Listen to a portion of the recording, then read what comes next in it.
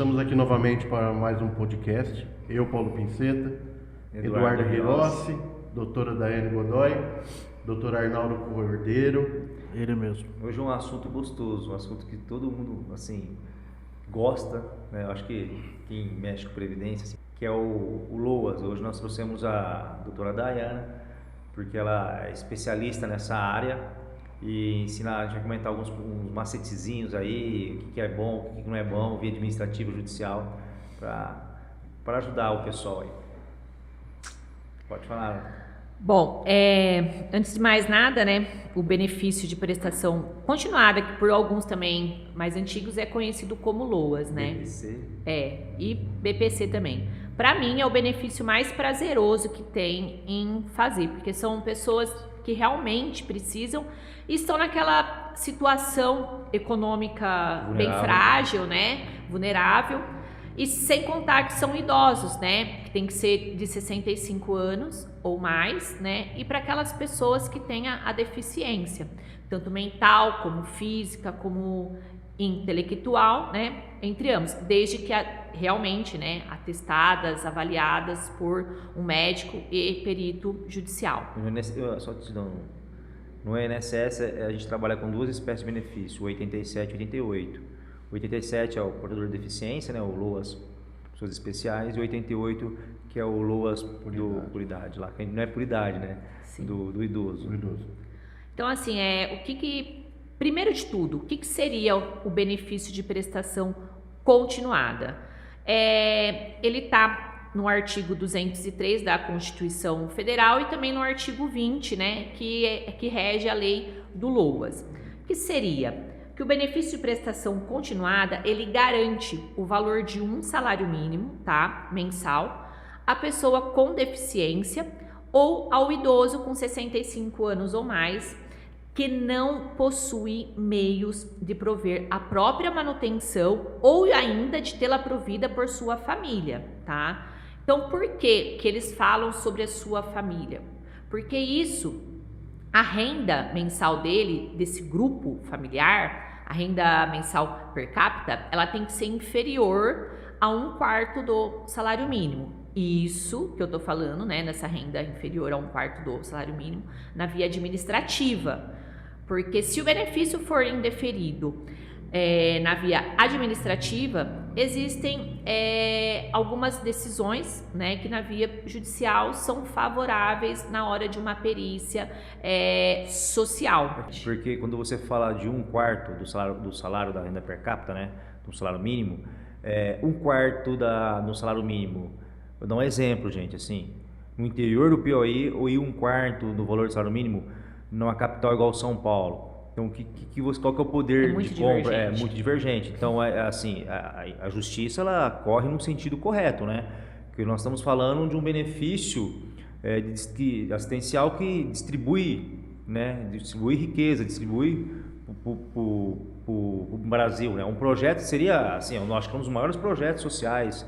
A Previdência é um projeto social, mas o LOA é um projeto, assim, considerando um projeto social absurdo, né? Então, por isso que tem essa flexibilização via judicial, né? Sim. E assim, muitas vezes as pessoas confundem.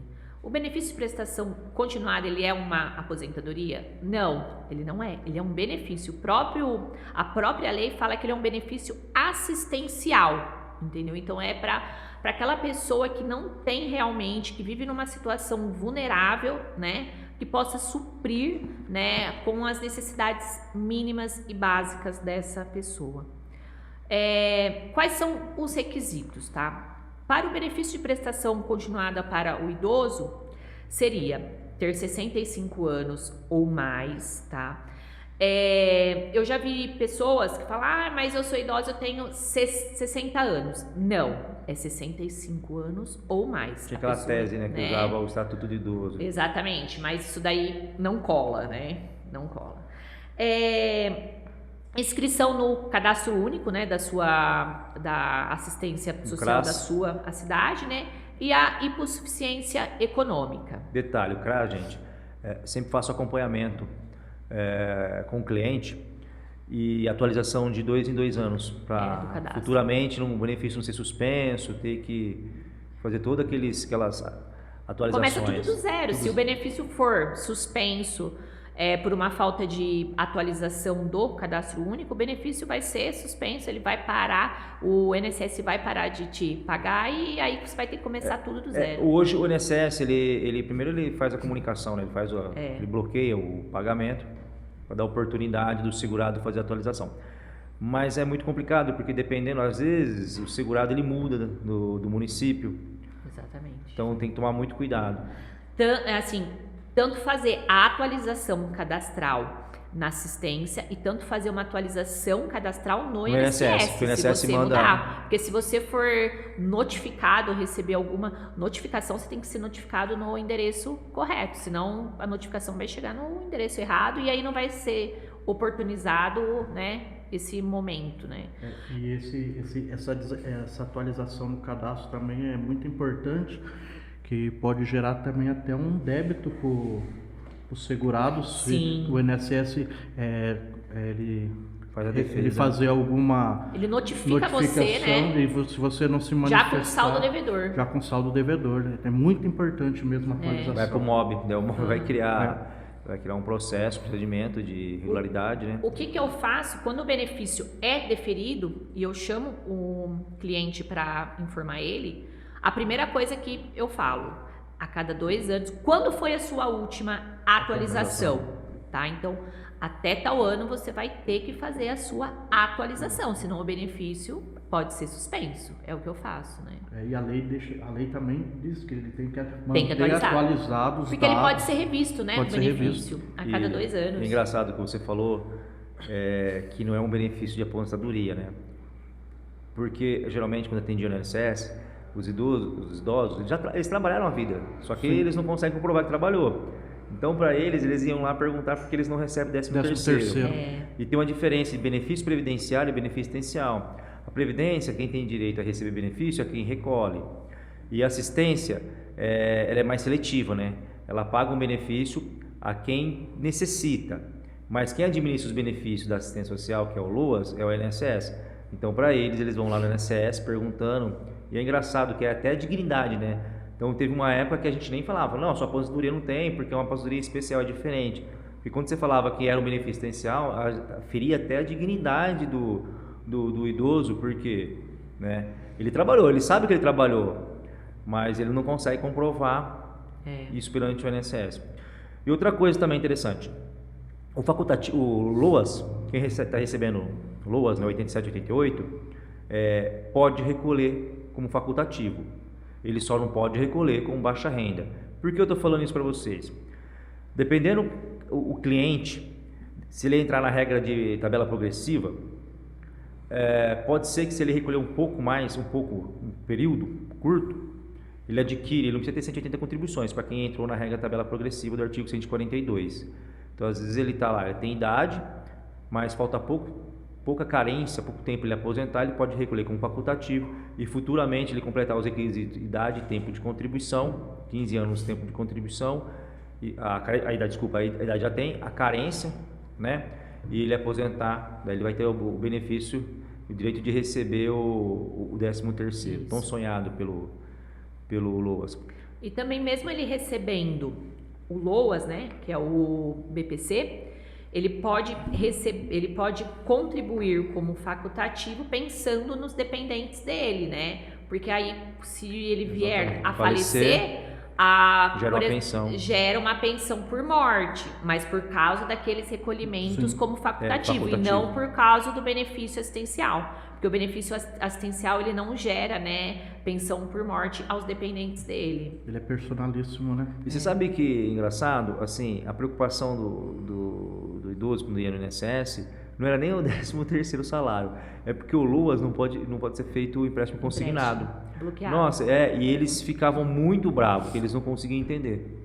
São pessoas muito as pessoas do LOAS são pessoas muito simples, né? Então, Ô Daiane, mas assim, pelo processo que eu passei no INSS, que eu vim acompanhando, houve uma flexibilização muito grande perante o INSS, na via administrativa. Esses últimos 2 anos aí, eu acho que teve um aumento considerável na concessão administrativa. A possibilidade de benefício para idoso mais de 65 anos, no valor de um salário mínimo, essa possibilidade de tirar. Tem essa exclusão, né, hoje, né? Hoje exclui isso da renda per capita, né? Antigamente, pela via judicial era só o 88 e pela via administrativa era só 88, agora 87 também pode a via administrativa. A possibilidade de abater também da renda per capita alguns rendimentos, alguns gastos, né? Isso também flexibilizou muito a condição administrativa. Com medicamentos, fraldas, alimentação especial, né? Que podem ser abatidas dessa renda para provar a renda mensal per capita inferior a 1/4. Então, medicamentos, fraldas, alimentação especial. Deixa eu ver se tem mais algum. Tem uma. Que mais? Da assistência também, tem o segundo anexo da assistência. Desde que negados pelo Estado, pelo SUS, né? Desde que você tenha a negativa, tá? Na via administrativa, o INSS vai abater esses valores gastos pelo beneficiário e aí a sua renda vai ficar mais favorável na hora de você conseguir o benefício. Né? Junto ao INSS eu já vi requerimentos pedindo a perícia da análise assistencial. Daí a gente olhar e falar assim, não tem no processo análise assistencial, né? A gente olhar, era um benefício 88.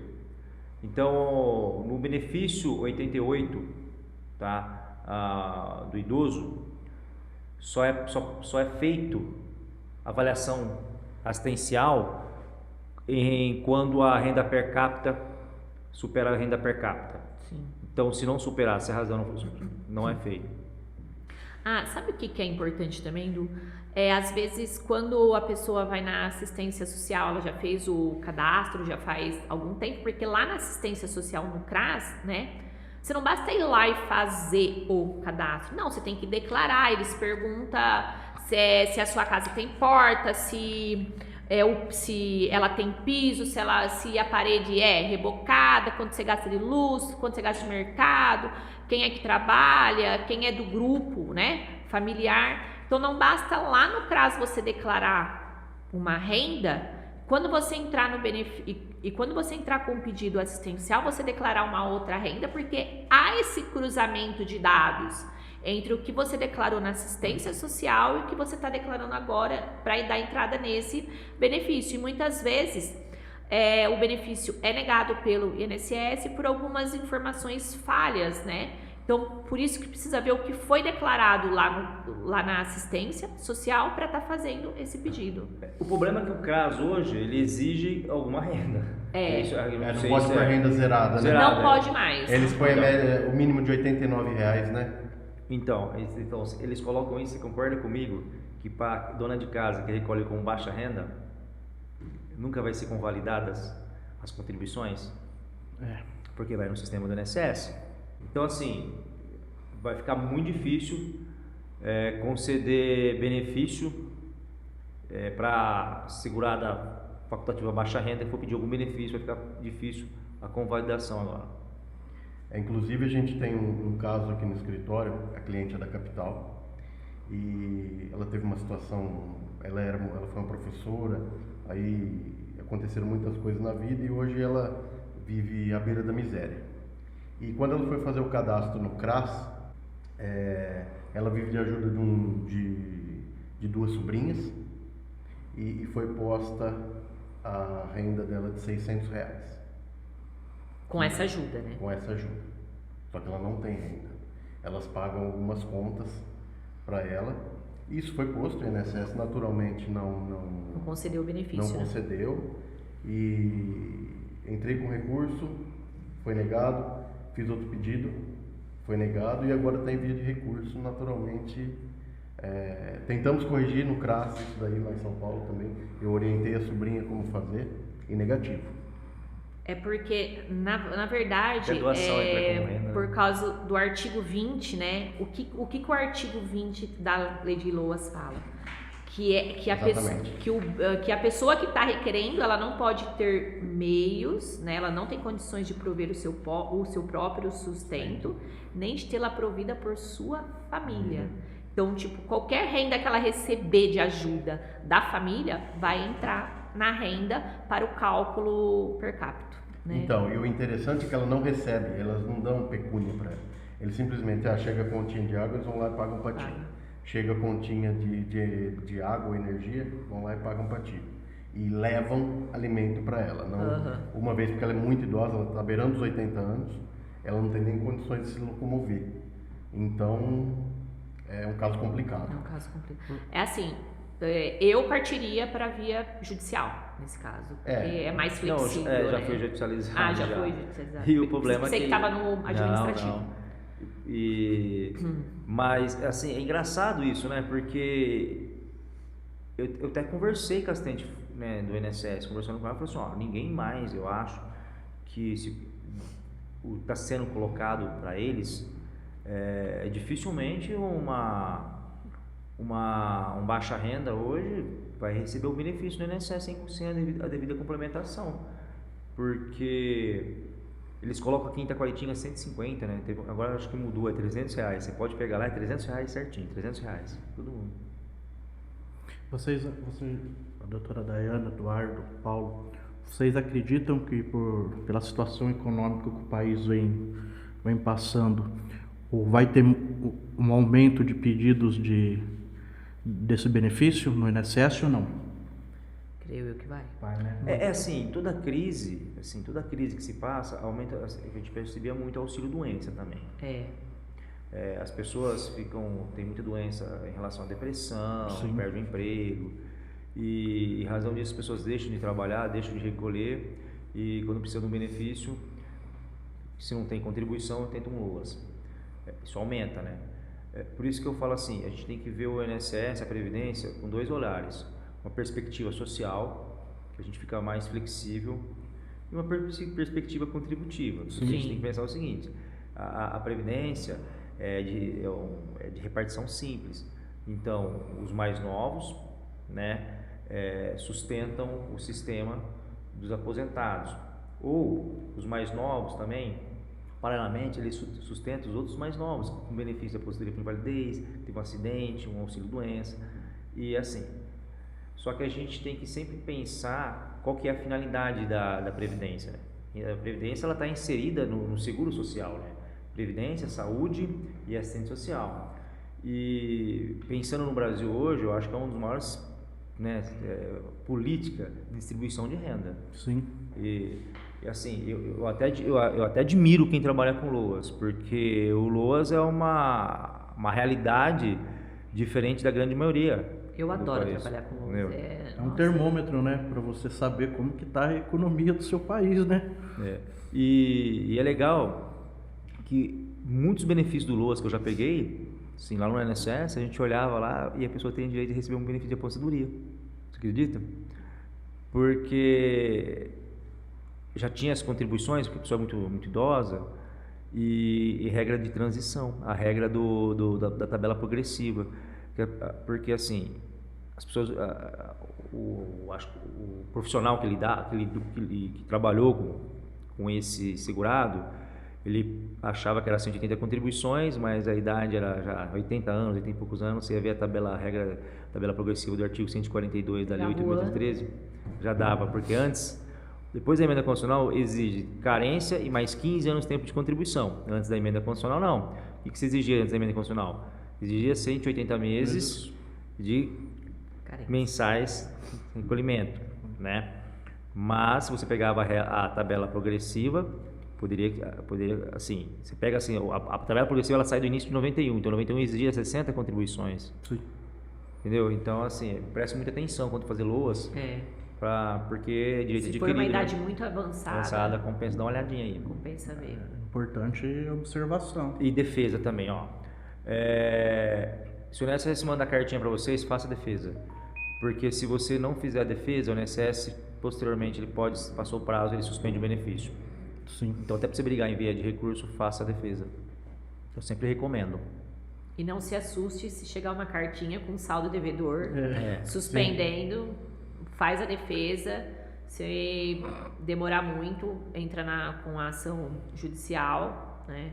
Até para depois você receber novamente. Mas o LOAS assim, para mim é um dos, não sei, mas é um dos benefícios assim, assistenciais mais nobres que tem, Sim, é importantíssimo, né? o LOAS. Ô, Du, sabe o que seria interessante falar também aqui, para dar uma finalizada, né? Qual que é o conceito de pessoa com deficiência? Por deficiência. Né? Porque Importante. é muito importante isso, né?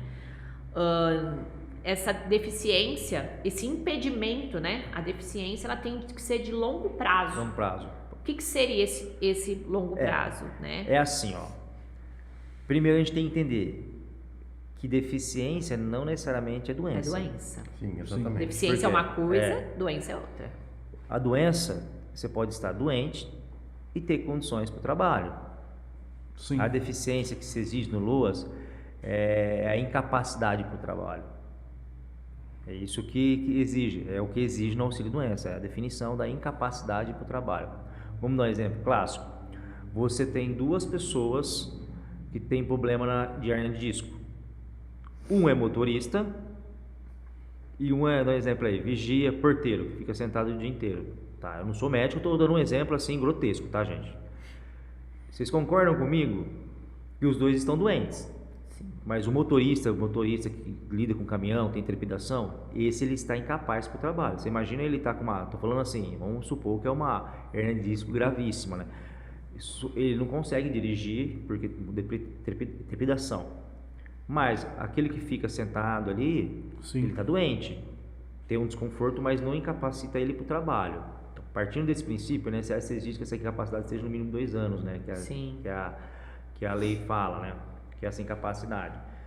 E inclusive é a mesma utilizada pelo auxílio-doença, né, porque, né, lógico, auxílio-doença a capacidade é mais restrita, mas você pega às vezes geralmente o médico não dá, você entra com um pedido de auxílio-doença via administrativa e situação que a doença é grave, mas o médico não tem aquela confiança de dar a aposentadoria por invalidez, porque qual que é a teoria que o médico pensa? Que pode ser que daqui 2 anos existe uma evolução tecnológica que reduz essa incapacidade do segurado, tá? Então, por isso que às vezes você dá entrada no auxílio-doença, vem lá o auxílio-doença sem marca, sem data fim, que geralmente é um auxílio-doença com prazo de validade de 2 anos, quando não é judicial, né?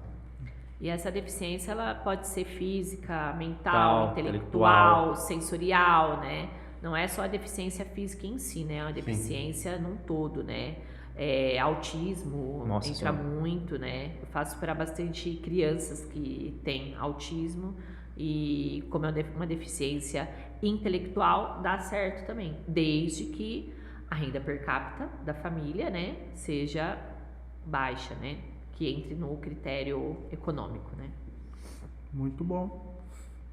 É um assunto assim, eu gosto, eu oriento bastante aqui o escritório, assim, eu gosto de estudar, mas não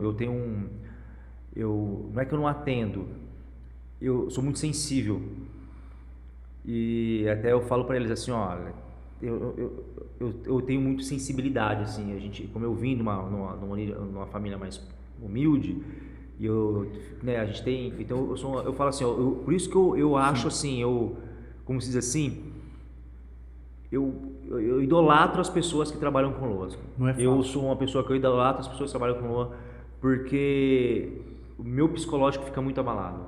No INSS mesmo, teve uma época que eu trabalhei, eu até pedi, falei, deixa eu fazer a aposentadoria, porque assim, quando é caso de criança, assim, assim, eu fico muito emotivo, eu sou muito emotivo nessa área.